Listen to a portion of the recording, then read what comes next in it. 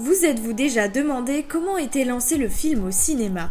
Contrairement à ce que l'on pense, ce n'est pas automatique, mais c'est le rôle du projectionniste. Il réceptionne les films, les lance dans la salle et s'occupe des réglages son et lumière.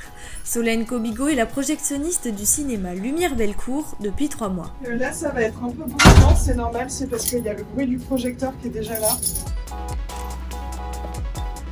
On reçoit tous les films, donc du coup là on charge les disques durs et depuis un poste qui est en cabine derrière la billetterie on envoie les films dessus. Ici là donc c'est le processeur son avec du coup les 50 lignes, donc chacun allumé. Ici tu vas avoir des émetteurs qui sont utiles quand tu mets des micros, donc du coup là ils sont éteints mais en fait ça te permet de pouvoir t'entendre avec la tablette de mixage son. Juste là du coup le do ré mi.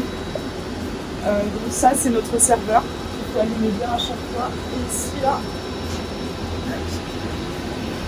ça c'est la machine, le projecteur.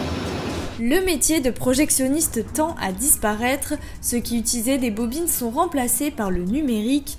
Les projectionnistes qui perdurent ont quant à eux d'autres missions pour pallier le manque de travail. Je constate que ça commence à être de plus en plus, pas difficile, mais que c'est quelque chose qui se perd éventuellement de plus en plus. Il y a aussi tout ce qui est de la projection en 35 qui se perd aussi. Ça peut être embêtant. Enfin, je sais qu'en tout cas derrière au Pathé, ils ont perdu leur dernier projectionniste en 35. Donc ouais, je pense que tout le côté informatisation, tout est fait en numérique, c'est très pratique quand même. Ça change un peu la donne, quoi. La formation CAP pour devenir projectionniste n'existe plus, tout le monde peut donc le devenir. Aujourd'hui, on compte seulement 1 ou 2 projectionnistes par cinéma en France.